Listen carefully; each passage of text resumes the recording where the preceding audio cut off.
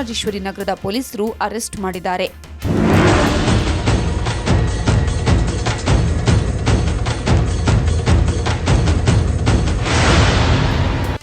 ಮಾಹಿತಿದಾರರು ನೀಡಿದ ಪಕ್ಕಾ ಇನ್ಫಾರ್ಮೇಷನ್ ಮೇರೆಗೆ sub inspector Naresh Naik and team ಕಳ್ಳರ ಬೇಟೆಗೆ ಸಜ್ಜಾಗ್ತಾರೆ.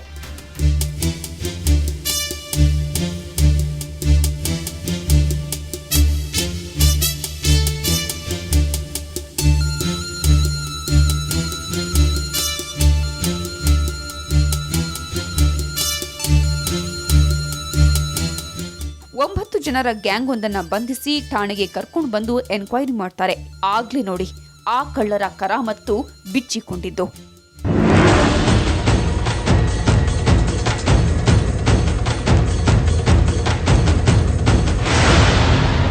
ಚಿಕ್ಕಪೇಟೆ, ಚಾಮರಾಜಪೇಟೆಗಳಲ್ಲಿ ಸಣ್ಣ ಪುಟ್ಟ ರಾಬರಿ, ಚೈನ್ ಸ್ನ್ಯಾಚಿಂಗ್ ಮಾಡ್ತಾ ಇದ್ರು. ಎಷ್ಟೋ ಬಾರಿ ಜನರ ಕೈಗೆ ಸಿಕ್ಕಿ ಧರ್ಮದೆಟ್ಟು ಕೂಡ ತಿಂದಿದ್ರು.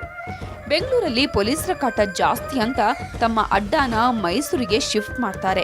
ಮೈಸೂರು ದಸರಾದಲ್ಲಿ ತಮ್ಮ ಕರಾಮತ್ತು ತೋರಿಸೋದಕ್ಕೆ ರೆಡಿ ಆಗ್ತಾರೆ.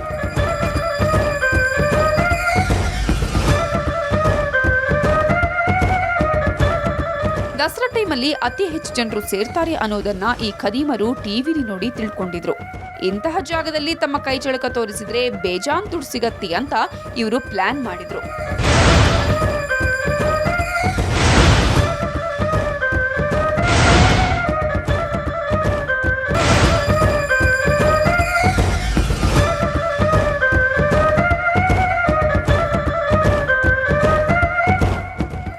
ಅನ್ನೋದು ಈ ಖದೀಮರ ಲಕ್ಕಿ ನಂಬರ್. ಅದಕ್ಕೆ ಇವರು ನವರಾತ್ರಿಯನ್ನ ಆಯ್ಕೆ ಮಾಡಿಕೊಂಡ್ರು. ಯಾಕಂದ್ರೆ ಈ ನವರಾತ್ರಿಯಲ್ಲೂ 9 ಅನ್ನೋ ನಂಬರ್ ಇದೆ. ಇನ್ನು ಕಳ್ಳತನ ಮಾಡೋಕೆ ರೆಡಿಯಾಗಿದ್ದು ಕೂಡ 9 ಮಂದಿಯ ತಂಡ. ಜಂಬೂ ಸವಾರಿಯ ಹಿಂದಿನ ದಿನವೇ 9 ಜನರ ತಂಡ ಮೈಸೂರು ಪ್ಯಾಸೆಂಜರ್ ಟ್ರೈನ್ ಹತ್ತಿ ಮೈಸೂರಿಗೆ ಹೋಗುತ್ತೆ.